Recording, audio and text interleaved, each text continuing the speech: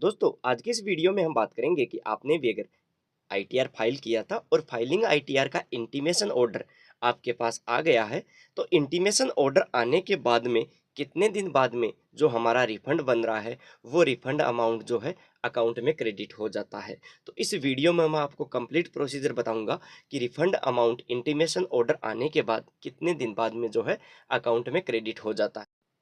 तो दोस्तों इंटीमेशन जब ऑर्डर आता है हमारे पास, टेक्स्ट मैसेज के द्वारा भी आता है और जो हमारा पोर्टल में जो रजिस्टर्ड मेल है, मेल के ऊपर भी जो है इंटीमेशन ऑर्डर आता है।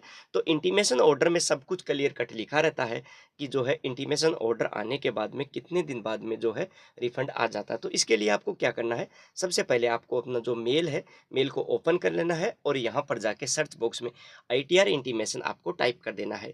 तो जो इंटीमेशन ऑर्डर का जो हमारे पास मेल आया है वो मेल हमारे को शो कर देगा। तो इस तरह से जो है योर आईटीआर इंटीमेशन करके शो कर देगा। अभी ये जो फाइल है, ये इंटीमेशन ऑर्डर जो आता है, ये पीडीएफ की फाइल है और पासवर्ड प्रोटेक्ट होती है। तो यहाँ पर बताया गया है कि किस तरह से आप जो है पासवर्ड इसका क्रिएट करके और अपनी पीडीएफ फाइल को जो है ओपन करके और अपनी डिटेल जो है चेक कर सकते हो। तो सबसे पहले आपको जो है ये पीडीएफ की जो फाइल है, फाइल को आपको जो है डाउनलोड कर लेना है और डाउनलोड करने के बाद में जो है जो भी ब्राउज़र आप यूज़ कर रहे हो उसके द्वारा सबसे पहले हमारे को उसको जो है पीडीएफ फाइल को ओपन कर लेना है। जैसे आप पीडीएफ फाइल को ओपन करोगे, ओपन करते ही ये क्योंकि ये पासवर्ड प्रोटेक्ट है तो पासवर्ड मांगेगी।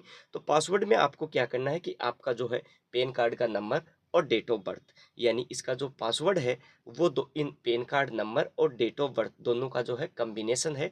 तो आपको PAN card number small letter में पूरा का पूरा पैन कार्ड नंबर और कंटिन्यू में जो है आपको जो डेट ऑफ बर्थ डाल देनी है। जैसे आप करोगे इस तरह से आपको जो है यहाँ पर नोट करके, तो इस नोट में देखो क्या लिखा है, सूचना प्राप्त होने की तारीख से 15 दिनों के भीतर आपके बैंक खाते में जमा हो जाने की उम्मीद है, कृपया ध्यान दें इस तरह का क्रेडिट आपके बैंक खाते के पूर्व सत्यापन, धन वापसी के लिए नामांकित व बैंक खाते से जुड़े पैन के अधीन है। तो यहाँ पर क्लियर कट लिखा है कि जैसे ही आपको आईटीआर इंटीमेशन ऑर्डर मिल जाता है उसके 15 दिनों के भीतर जो है आपका जितना जो इसका रिफंड अमाउंट है वो बैंक खाते में क्रेडिट हो जाएगा। परंतु ये बता रहा है कि आपका बैंक खाता जो है प्री वैलिडेट होना चाहिए और उसमें जो है जो पेन नंबर है वो पेन कार्ड नंबर उसमें ऐड होना चाहिए। तो यहाँ पर हिंदी और इंग्लिश दोनों में लिखा है।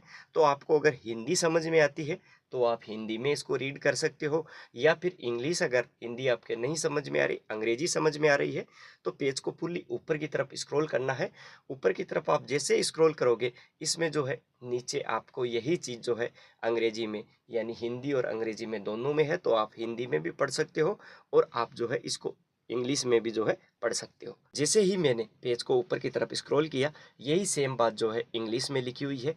तो नोट करके, refund is expected to be credit to your bank account within 15 days from the date of receipt of intimation. Kindly date such credit in subject to your bank account being pre validate and link to your pen.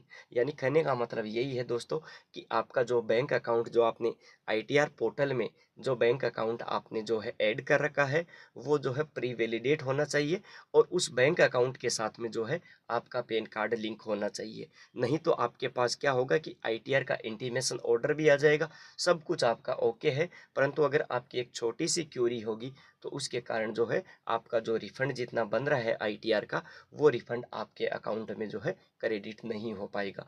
तो ये ध्यान रखने वाली चीज़ है। इसके अलावा भी मैं आपको कुछ और भी सावधानियां बताऊंगा, वो भी आपको रखनी है ताकि जल्दी से जल्दी आईटीआर इंटीमेशन ऑर्डर आते ही जो है इजीली और जल्दी से जल्दी आपके जो है अकाउंट में जो रिफंड बन रहा है वो क्रेडिट हो जाए।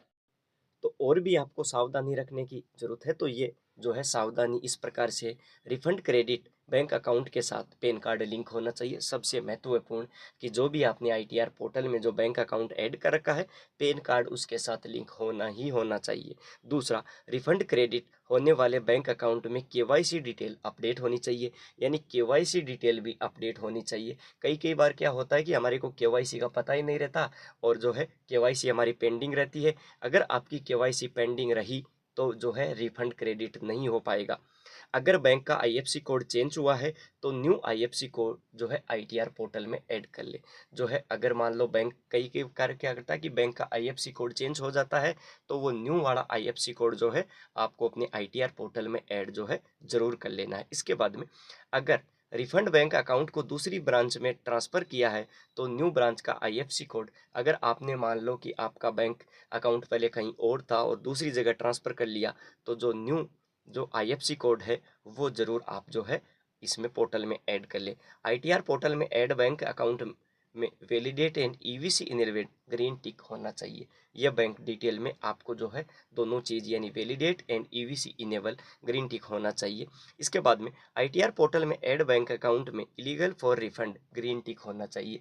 यानी ये जो है आपको आईटीआर पोर्टल को ओपन करना है और जो यहाँ पर आपकी जो बैंक डिटेल है, बैंक डिटेल में जो है ये चीज़ें दोनों की दोनों चीज़ें जो है ग्रीन टिक मार्क शो होनी चाहिए। ग्रीन टिक मार्क अगर शो नहीं हुआ तो आपका जो है रिफंड अटक सकता है। इसलिए और भी ये जो सावधानी मैं बता रहा हूँ ये भी आपको ज़रूरी है ताकि जल्दी से जल्दी आपको जो है रिफंड क्रेडिट हो जाए। इसके बाद में है आईटीआर पोर्टल में ऐड बैंक अकाउंट डिटेल में नॉमिनेट फॉर जो है रिफंड है वो ब्लू टिक यानी वो ब्लू टिक शो होना चाहिए।